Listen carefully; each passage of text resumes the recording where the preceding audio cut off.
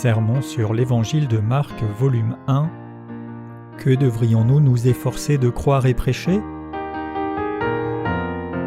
De Paul Sejong.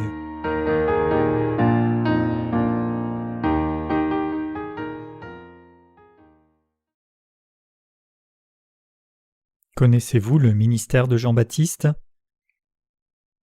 Marc 1, versets 1 à 11. Commencement de l'Évangile de Jésus-Christ, Fils de Dieu, selon ce qui est écrit dans Ésaïe le prophète. Voici, j'envoie devant toi mon messager qui préparera ton chemin. C'est la voix de celui qui crie dans le désert. Préparez le chemin du Seigneur, aplanissez ses sentiers. Jean parut baptisant dans le désert et prêchant le baptême de repentance pour la rémission des péchés. Tout le pays de Judée et tous les habitants de Jérusalem se rendaient auprès de lui, et confessant leurs péchés, ils se faisaient baptiser par lui dans le fleuve du Jourdain. Jean avait un vêtement de poil de chameau et une ceinture de cuir autour des reins. Il se nourrissait de sauterelles et de miel sauvage. Il prêchait, disant : « Il vient après moi celui qui est plus puissant que moi, et je ne suis pas digne de délier en me baissant la courroie de ses souliers. Moi je vous ai baptisé d'eau, lui vous baptisera du Saint-Esprit. » En ce temps-là, Jésus vint de Nazareth en Galilée et il fut baptisé par Jean dans le Jourdain. Au moment où il sortait de l'eau, il vit les cieux s'ouvrir et l'Esprit descendre sur lui comme une colombe. Et une voix fit entendre des cieux ces paroles : « Tu es mon Fils bien-aimé, en toi j'ai mis toute mon affection. » Où commence l'Évangile de Dieu ? En continuité du sermon de ce matin, nous allons regarder à la parole dans l'Évangile de Marc chapitre 1 ce soir. Le commencement de ce chapitre déclare commencement de l'Évangile de Jésus-Christ, Fils de Dieu, puis c'est suivi immédiatement du récit du ministère de Jean-Baptiste. La chose que nous devons tous savoir et dont nous devons être absolument sûrs, c'est que l'Évangile de Dieu commence par le ministère de Jean-Baptiste. Bien que le ministère de Jean-Baptiste ne puisse pas être comparé à l'importance du ministère de Jésus, les auteurs des 4 évangiles nous montrent que le royaume de Dieu commence avec le ministère de Jean-Baptiste avant de parler du ministère de Jésus. C'est parce que l'évangile de Dieu a commencé quand le Seigneur a pris tous les péchés de ce monde une fois pour toutes en recevant le baptême de Jean-Baptiste. C'est seulement après cela qu'il a accompli son évangile en portant ses péchés à la croix et en étant ressuscité des morts. Donc les auteurs des 4 évangiles disent qu'il y avait le ministère de Jean-Baptiste avant que Jésus ne commence la vie publique de son ministère. Le ministère de Jean-Baptiste est significatif en ce qu'il introduit Jésus-Christ comme commencement de l'Évangile de Dieu. Jean-Baptiste qui apparaît dans les 4 évangiles est celui qui a transféré tous les péchés du monde sur Jésus en le baptisant, et il est aussi la personne dont il a été prophétisé dans l'Ancien Testament au livre d'Ésaïe. Il est écrit : « Une voix crie : préparez au désert le chemin de l'Éternel, aplanissez dans les lieux arides une route pour notre Dieu. » Ésaïe 40, verset 3. Le personnage principal mentionné ici est Jean-Baptiste. Ailleurs dans les Écritures, le Seigneur a dit : « Voici j'enverrai mon messager et il préparera le chemin devant moi. » Malachie 3, verset 1. Et là, mon messager désigne aussi Jean-Baptiste. Et comme c'est repris dans le passage des Écritures d'aujourd'hui qui déclare : « C'est la voix de celui qui crie dans le désert, préparez le chemin du Seigneur, aplanissez ses sentiers. » Jean parut baptisant dans le désert et prêchant le baptême de repentance pour la rémission des péchés. Tout le pays de Judée et tous les habitants de Jérusalem se rendaient auprès de lui, et confessant leurs péchés, ils se faisaient baptiser par lui dans le fleuve du Jourdain. Marc 1, versets 3 à 5. Jean-Baptiste est celui que désigne cette parole et dont elle témoigne. Nous pouvons dire que le ministère de Jean-Baptiste est de conduire les gens à Jésus-Christ. 6 mois avant que Dieu le Père n'envoie son Fils Jésus-Christ dans ce monde, il a envoyé Jean-Baptiste préparer le chemin pour son Fils. Nous pouvons voir ici que Jean-Baptiste est celui qui prépare le chemin du Seigneur. En d'autres termes, il était nécessaire que notre Seigneur vienne dans ce monde et reçoive le baptême de Jean-Baptiste pour nous sauver des péchés du monde. Le Seigneur a dit que Jean-Baptiste qui l'a baptisé est l'Élie qu'il avait promis d'envoyer dans l'Ancien Testament. Le ministère de Jean-Baptiste était de préparer le chemin et d'aplanir sa voie. Jean-Baptiste était la personne que Dieu a envoyée pour faire l'œuvre du transfert des péchés du monde sur Jésus-Christ en le baptisant. Matthieu 3, verset 15. C'est parce que Jésus a pu recevoir les péchés du monde une fois pour toutes, à travers son baptême donné par Jean-Baptiste. Ce baptême était un ministère absolument nécessaire pour accomplir toute la justice de Dieu. Le ministère principal de Jean-Baptiste était de transférer les péchés de ce monde sur Jésus-Christ en le baptisant. Ce baptême de Jésus était la substance même de l'acte de transfert d'un pécheur sur un animal sacrifié dans le système sacrificiel du tabernacle de l'Ancien Testament. Tout comme l'animal sacrifié prenait les péchés d'un pécheur et mourait dans l'Ancien Testament, le Seigneur a porté les péchés du monde à la croix et a payé le salaire des péchés de l'humanité en versant son sang à la croix, parce qu'il avait pris les péchés de ce monde une fois pour toutes en recevant le baptême de Jean-Baptiste. Cela signifie que toutes ces œuvres de Jésus-Christ, sa venue dans le monde, recevoir le baptême de Jean-Baptiste et être crucifié à la croix, ont constitué son salut qui nous a sauvés des péchés du monde. Donc Dieu le Père a envoyé Jean-Baptiste dans ce monde en premier, avant d'envoyer son Fils dans ce monde, et lui a fait faire l'œuvre de Dieu. Dieu le Père a fait que Jean-Baptiste baptise Jésus pour que Jésus-Christ puisse prendre tous les péchés de ce monde une fois pour toutes, en recevant le baptême, et a reçu le jugement de tous nos péchés à la croix. Dieu le Père a envoyé son Fils unique dans ce monde et s'est préparé à accomplir toute la justice en recevant le baptême pour prendre tous les péchés du monde sur lui avec Jean-Baptiste. Donc Dieu le Père a fait que Jésus-Christ accomplisse son ministère parfaitement à travers Jean-Baptiste. Nous pouvons confirmer que Jean-Baptiste est vraiment un serviteur de Dieu quand nous voyons qu'il a accompli son ministère en obéissance et en unité avec la volonté de Jésus. Nous pouvons comprendre que Dieu a travaillé avec Jean-Baptiste quand nous voyons qu'il a baptisé Jésus pour accomplir toute la justice de Dieu et que Jésus-Christ a accompli toute la justice de Dieu en recevant le baptême de Jean-Baptiste. La méthode de salut de Dieu est vraiment juste et belle. Jean-Baptiste a accompli son ministère fidèlement, sans manque, parce qu'il a transféré les péchés du monde sur Jésus en le baptisant. Donc Jésus était préparé fondamentalement pour l'œuvre d'expiation des péchés de l'humanité en devenant l'agneau de Dieu. Par le baptême que le Seigneur a reçu de Jean-Baptiste, il est une fois pour toutes suffisamment devenu l'offrande sacrificielle, comme agneau de Dieu qui a enlevé les péchés du monde. Pour confirmer ce qu'il savait, ce qu'il a vu et le ministère du transfert des péchés sur Jésus-Christ en le baptisant, Jean-Baptiste a témoigné « Voici l'agneau de Dieu qui ôte le péché du monde » Jean 1, verset 29. Jean-Baptiste a témoigné que Jésus est l'agneau de Dieu et qu'à cause de cela il est le Sauveur qui doit sauver l'humanité de ses péchés par son baptême et la croix. Jean-Baptiste a été envoyé dans ce monde et a transféré les péchés de ce monde sur Jésus-Christ en le baptisant. Donc Jean-Baptiste était un serviteur de Dieu qui était plus que suffisant pour témoigner que Jésus-Christ est le Sauveur de ce monde. Spirituellement parlant, notre œuvre de prédication de l'Évangile de l'eau et de l'Esprit a été rendue possible à cause du ministère de Jean-Baptiste et du ministère de Jésus-Christ. Dieu le Père a voulu que son Fils Jésus-Christ accomplisse la justice de Dieu en recevant le baptême de Jean-Baptiste. Donc Jésus-Christ a reçu de Jean-Baptiste le baptême qui accomplit la justice de Dieu. L'œuvre de Jean-Baptiste baptisant Jésus-Christ dans ce monde était l'œuvre d'accomplissement de toute la justice de Dieu. Les péchés de ce monde seraient toujours restés intacts si Jean-Baptiste n'avait pas baptisé Jésus au Jourdain. S'il n'avait pas été baptisé, comment aurait-il été possible à Jésus d'expier tous les péchés de ce monde juste en étant attaché à la croix? Donc Dieu a envoyé Jean-Baptiste 6 mois avant Jésus, et il a fait l'œuvre du transfert de tous les péchés de ce monde sur Jésus une fois pour toutes en le baptisant. Ainsi, il est devenu possible aux gens qui croient dans ce fait de recevoir le salut, et Jean-Baptiste a dit de lui-même « Il vient après moi celui qui est plus puissant que moi, et je ne suis pas digne de délier en me baissant la courroie de ses souliers. » Jean-Baptiste a témoigné de tout au sujet de qui est Jésus-Christ, et qu'il est l'agneau de Dieu qui ôte le péché du monde une fois pour toutes, en recevant le baptême de sa part.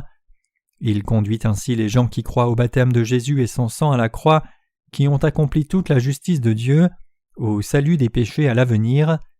Maintenant les gens qui suivent la justice de Dieu acceptent comme leur salut le témoignage du ministère de Jean-Baptiste et le ministère de Jésus-Christ.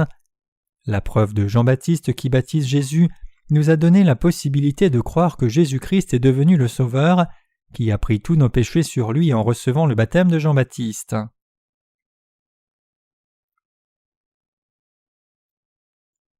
faisons-nous aussi l'œuvre juste?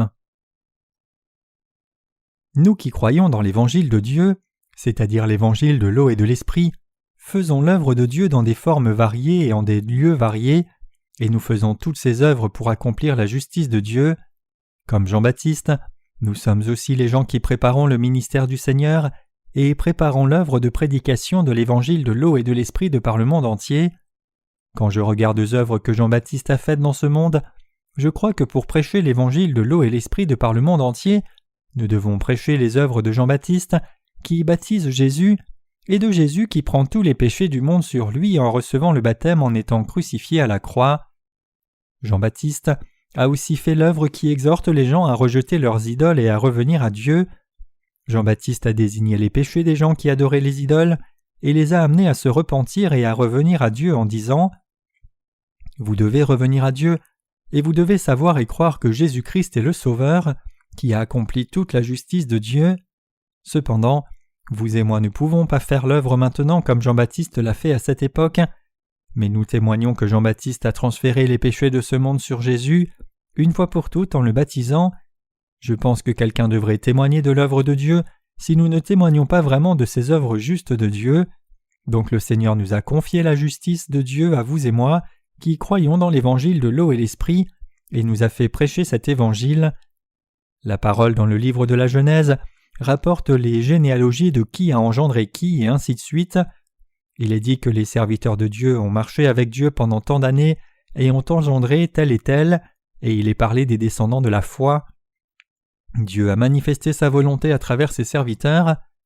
Par exemple, quand nous regardons à la foi de gens comme Noé, Abraham, Isaac ou Jacob, nous pouvons voir que Dieu a manifesté sa volonté et a accompli sa volonté à travers ces hommes de foi. Dieu a fait son œuvre à travers ses serviteurs comme cela en ce temps-là, et il fait l'œuvre de justice même en ce temps à travers vous et moi, qui croyons dans l'Évangile de l'eau et de l'Esprit. Jésus a envoyé Jean-Baptiste premièrement, puis il est venu dans ce monde et a commencé l'œuvre de l'Évangile du salut, particulièrement en prenant les péchés de ce monde sur lui-même, en recevant le baptême de Jean-Baptiste. Donc Jésus a obéi à la volonté de Dieu le Père, et nous a donné le salut qui accomplit toute la justice de Dieu, qui était pour toute personne en portant les péchés du monde, en recevant le baptême et allant à la croix. Maintenant même, Jésus fait l'œuvre de Dieu à travers vous et moi.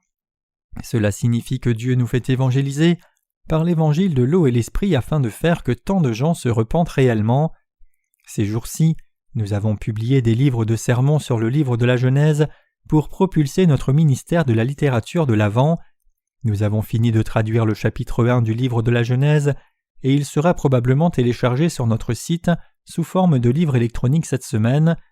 Nous allons maintenant travailler sur le chapitre 2 et le télécharger prochainement comme livre électronique. Je n'ai pas beaucoup de temps pour prêcher ces temps-ci, mais j'ai tellement de sermons que j'ai prêchés auparavant.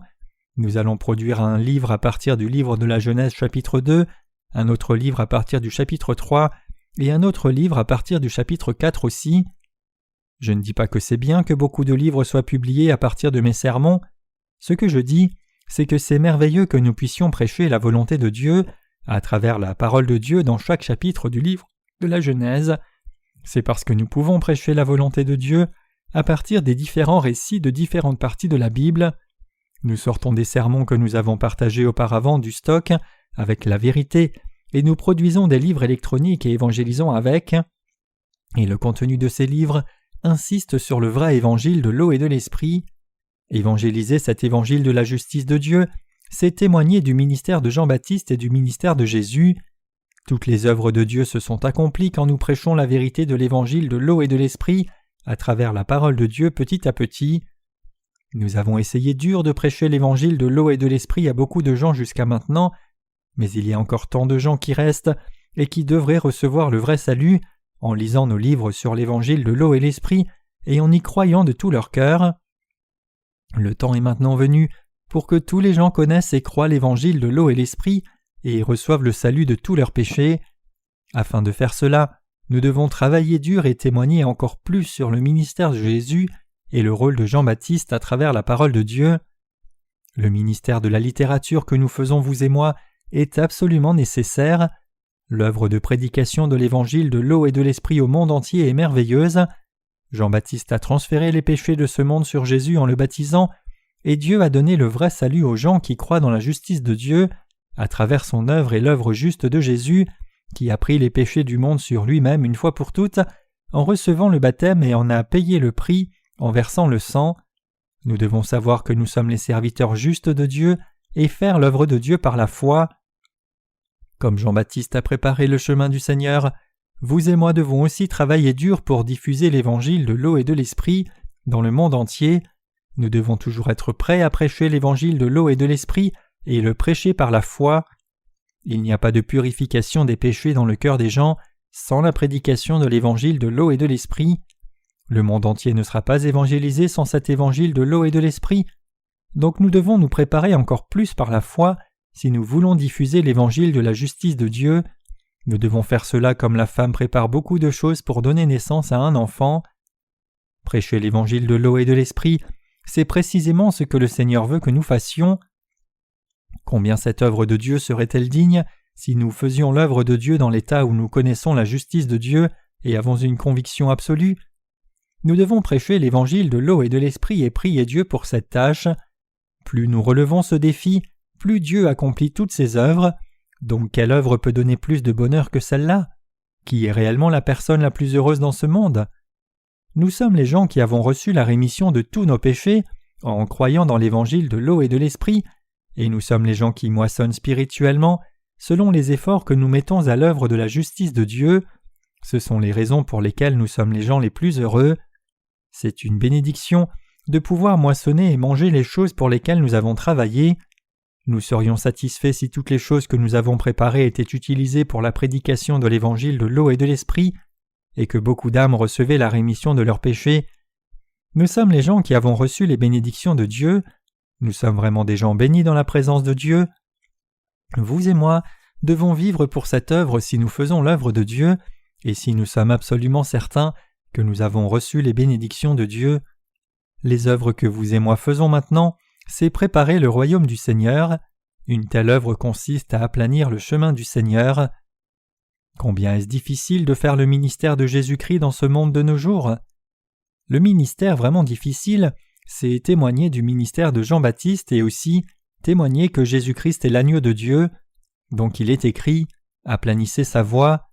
Cela nous dit que la voie du Seigneur est un chemin très difficile. Le Seigneur a une capacité infinie, mais l'Écriture témoigne que le ministère de Jean-Baptiste était nécessaire pour que Jésus prenne les péchés du monde sur lui-même pour nous sauver des péchés du monde. Le Seigneur ne nous force pas à faire l'œuvre de Dieu. Il a accompli l'œuvre du salut de toute l'humanité des péchés du monde et veut que nous croyions dans cet évangile de l'eau et de l'esprit comme instrument de sa justice. Donc nous sommes devenus les gens vraiment heureux. Donc nous devons prêcher l'évangile de l'eau et de l'esprit avec une ferme conviction de foi. Le ministère de Jean-Baptiste était absolument nécessaire pour accomplir l'évangile de l'eau et de l'esprit que nous prêchons maintenant.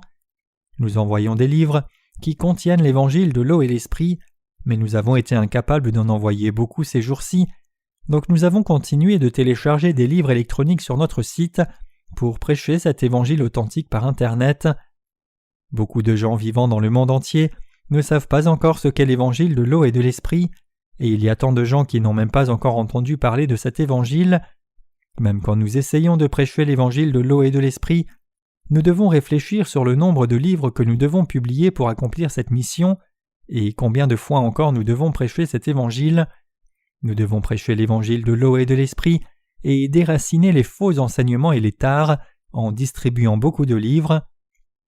Puisque Satan a implanté beaucoup de faux évangiles et tares, nous avons d'abord dû repousser ces tares, puis planter les semences du vrai évangile de l'eau et de l'esprit à la place. Combien de travail les serviteurs de la justice de Dieu doivent-ils encore produire pour accomplir cela? Si c'était un champ qui était cultivé continuellement, alors ils pourraient juste travailler la terre avec quelque chose et planter la semence rapidement. Mais ce champ pour cultiver l'évangile de par le monde entier est un champ qui n'a pas été travaillé depuis très longtemps. Par exemple, dans le cas d'un champ qui a été laissé pendant des centaines ou des milliers d'années, vous savez probablement combien d'efforts il faudrait dans le travail de labourage d'un tel champ et la plantation de semences pour y faire pousser quelque chose. Un tel travail ne peut être fait par personne en dehors des fermiers de la justice de Dieu. Le christianisme authentique a commencé quand Jean-Baptiste et Jésus-Christ sont venus dans ce monde et ont accompli l'évangile de l'eau et de l'esprit, et il a duré tant que les apôtres et les disciples de Jésus étaient vivants dans ce monde, et un peu plus longtemps ensuite, mais malheureusement, le christianisme subissait une terrible persécution jusqu'à ce que le christianisme soit proclamé religion officielle de l'Empire romain. Ensuite, ce christianisme est devenu le catholicisme et a sombré dans le ténèbre pendant plus de 1000 ans. Après cette période, Martin Luther a commencé la réforme religieuse au début des années 1500 après Jésus-Christ, involontairement, et au milieu du XVIe siècle, Jean Calvin et les autres réformateurs religieux ont rejoint ce mouvement. Beaucoup de dirigeants religieux se sont manifestés depuis l'Europe, et apparemment, ils disent que le christianisme d'aujourd'hui serait le résultat de cela. Cependant, ce n'est pas tout à fait vrai. Quand nous recherchons dans l'histoire du monde et l'histoire du christianisme, nous pouvons voir que le christianisme a commencé il y a 2000 ans, quand Jésus est venu dans ce monde et a sauvé les pécheurs de leurs péchés, en prenant tous les péchés de ce monde, à travers le baptême qu'il a reçu de Jean-Baptiste et le précieux sang qu'il a versé à la croix. Le christianisme a commencé à ce moment-là, mais les gens qui ont partagé cette foi des apôtres ont commencé à disparaître du monde, vers 313 après Jésus-Christ, quand l'édit de Milan est sorti. Après cela, les semences du faux évangile ont été semées dans ce monde. C'était l'évangile sans le baptême de Jésus reçu par Jean-Baptiste. À partir de là, le vrai évangile de l'eau et de l'esprit n'a pas été mentionné, même pas comme une connaissance. Mais seul un évangile détérioré a été semé dans le champ du cœur des gens, et cet évangile s'est répandu comme une traînée de poudre.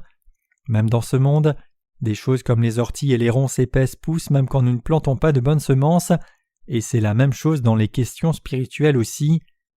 Nous qui croyons dans l'évangile de l'eau et de l'esprit, prêchons cet évangile authentique de par le monde entier même dans de telles circonstances. Nous semons maintenant la semence de l'évangile de l'eau et de l'esprit de par ce monde, mais pour planter les semences de l'évangile de l'eau et de l'esprit dans un champ non cultivé, nous devons d'abord enlever beaucoup de mauvaises herbes de ce champ, mais nous ne pouvons pas attendre d'avoir enlevé toutes les mauvaises herbes pour que le sol soit prêt pour planter la semence de l'évangile authentique. Donc nous faisons le travail d'arracher les tares qui ont couvert tout le monde spirituel, et aussi l'œuvre de planter les semences de l'évangile de par le monde entier en même temps. Avec un petit nombre d'ouvriers, nous prêchons maintenant au monde l'évangile de l'eau et de l'esprit, qui est la vérité du salut. Nous prêchons l'évangile de Dieu par le ministère de la littérature, c'est-à-dire à travers Internet et à travers les supports imprimés. La plupart des ouvriers travaillent maintenant pour gagner de l'argent afin de soutenir le ministère de la prédication de l'évangile de l'eau et de l'esprit de par le monde entier, et un tel dévouement est béni.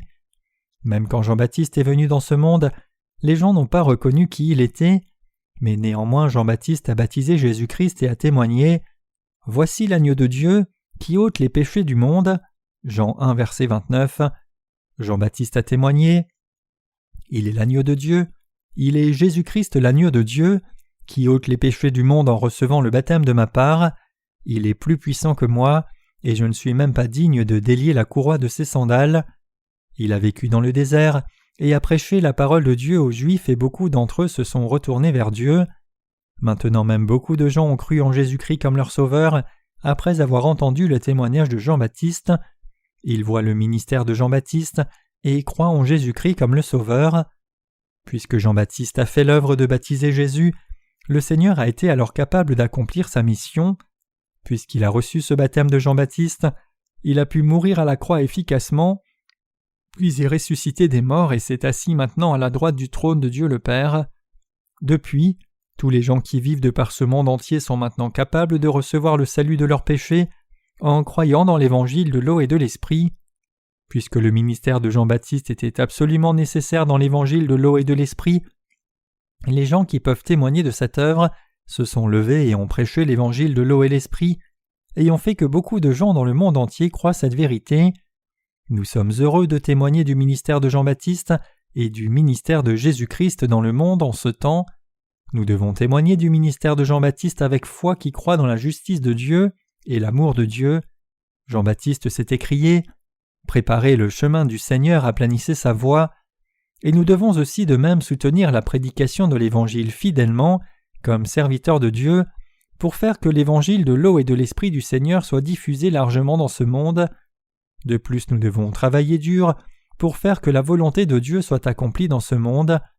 Vous et moi devons prier Dieu notre Sauveur et accomplir le ministère de la justice chaque jour. Est-ce vrai ou non?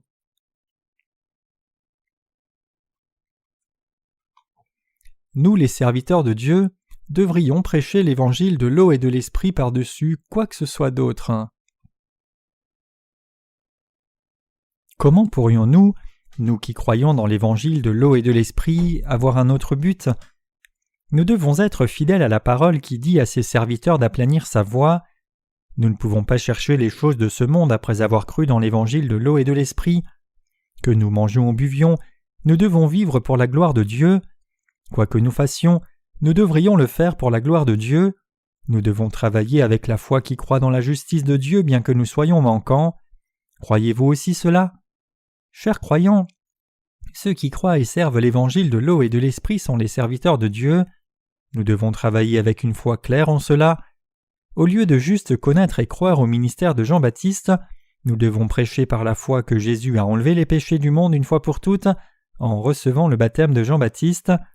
Nous sommes au milieu de la foi qui croit clairement dans la vérité de l'évangile de l'eau et de l'esprit, et nous devons donc prêcher la justice de Dieu.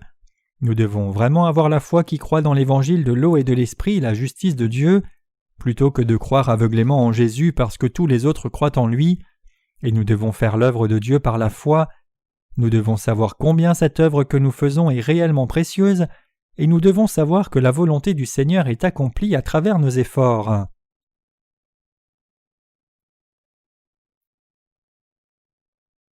Nous devons faire l'œuvre spirituelle. La volonté du Seigneur est accomplie dans ce monde quand nous prêchons l'évangile de l'eau et de l'esprit. Nous devons faire cette œuvre avec un cœur de foi, que nous sommes utilisés par Dieu et que nous aplanissons la voie du Seigneur. Nous obtenons de la force spirituellement quand nous faisons l'œuvre de Dieu par cette foi. Il y a des moments où nous nous sentons secs, même quand nous faisons l'œuvre de Dieu.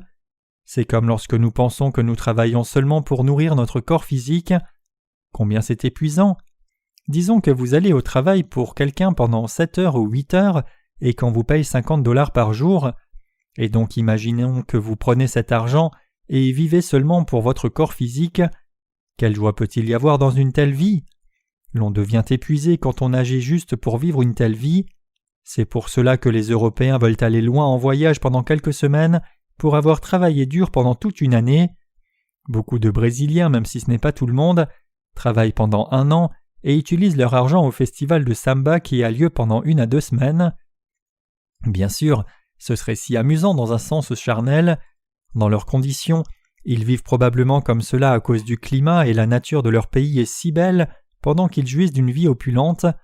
Mais nous ne pouvons pas vivre aussi dans un pays comme le nôtre. Il est difficile de gagner sa vie même si nous travaillons dur chaque jour. Et quelle satisfaction y aurait-il même si nous pouvions vivre ainsi? Quelle satisfaction y aurait-il particulièrement pour nous les justes? Le Seigneur nous le reprocherait si nous vivions comme cela.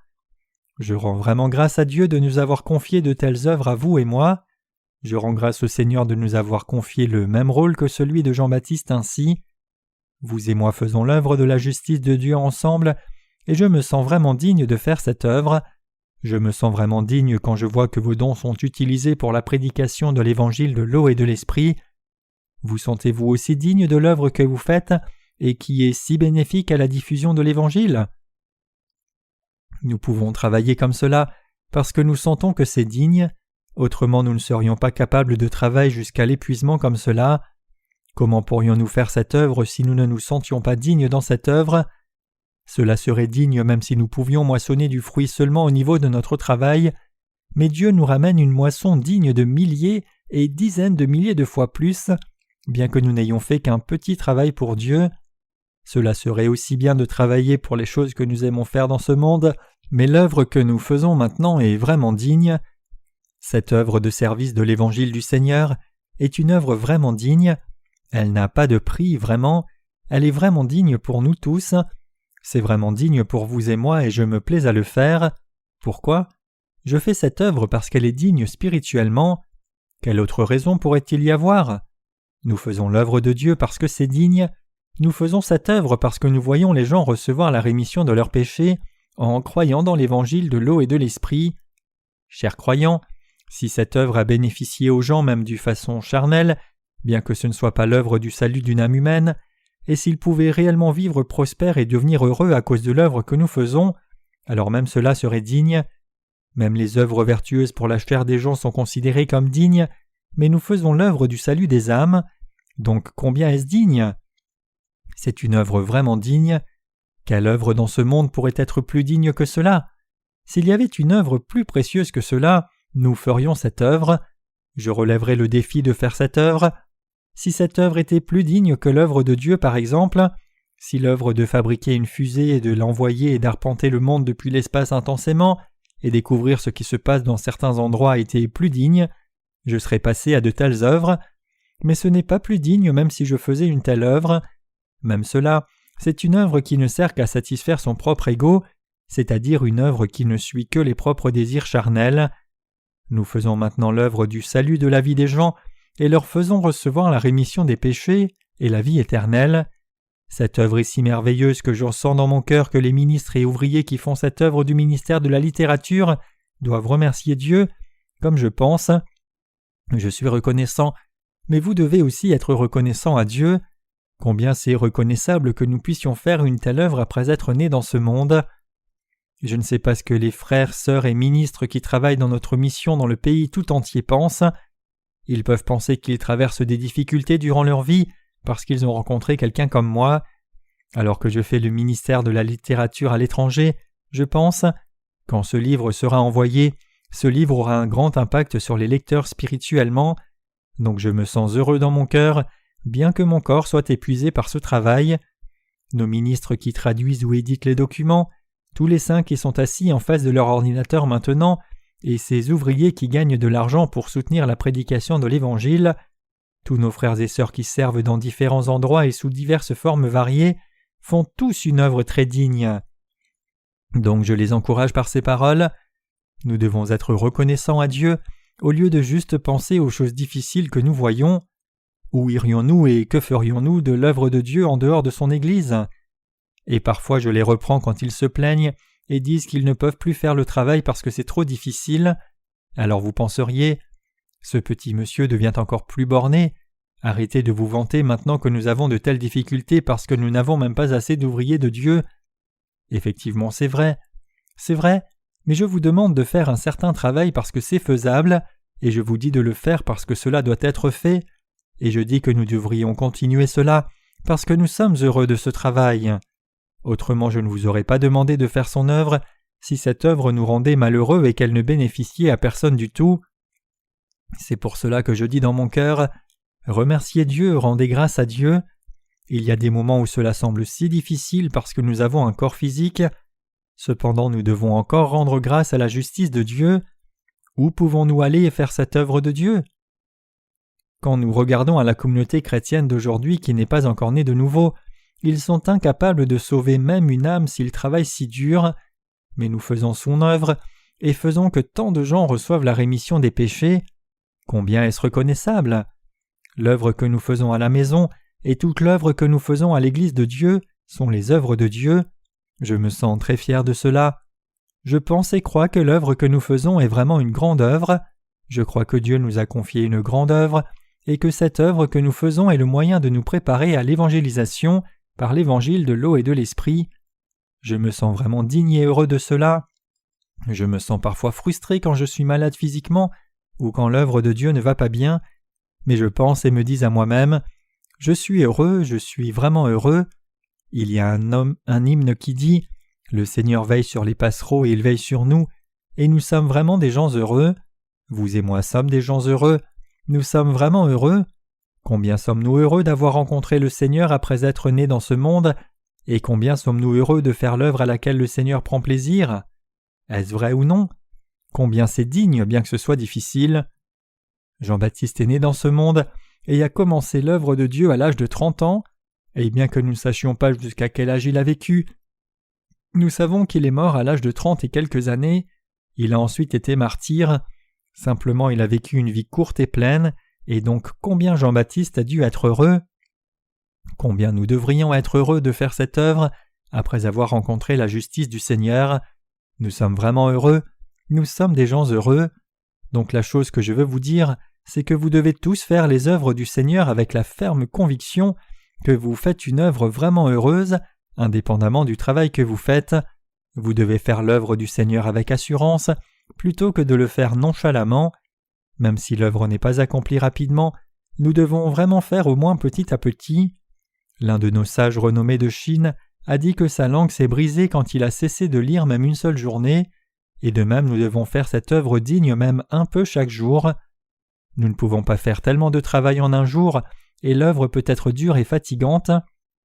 Cependant, nous devons savoir dans notre cœur quelle œuvre bénie nous faisons, et savoir vraiment que nous sommes les gens qui préparons la voie du Seigneur, et les gens qui aplanissons sa voie.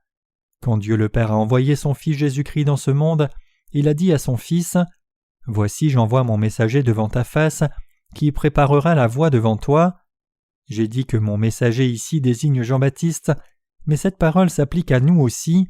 Nous sommes reconnaissants et pleins de gratitude pour cela. Jésus est venu de Nazareth, une petite ville de Galilée, et a reçu le baptême de Jean-Baptiste au Jourdain, et il est écrit « Dès que Jésus eut été baptisé, il sortit de l'eau, et voici les cieux s'ouvrirent, et il vint l'Esprit de Dieu descendre comme une colombe et venir sur lui. Et voici une voix fit entendre des cieux ces paroles. Celui-ci est mon Fils bien-aimé en qui j'ai mis toute mon affection. » Matthieu 3, versets 16 à 17. Quand Jésus est sorti de l'eau, les cieux se sont ouverts et la voix de Dieu le Père est sortie du ciel disant « Celui-ci est mon Fils bien-aimé en qui j'ai mis toute mon affection. » Jésus a accompli la volonté de Dieu le Père. Le Seigneur est venu dans ce monde pour faire cette œuvre. La porte du ciel s'est ouverte pour que le Seigneur fasse cette œuvre. Le Seigneur est venu dans ce monde pour amener les gens qui croient en lui au ciel. Chers croyants, je veux rendre la gloire à Dieu en menant une vie qui rend témoignage de Jésus, comme le ministère de Jean-Baptiste, par la foi dans l'évangile de l'eau et de l'esprit.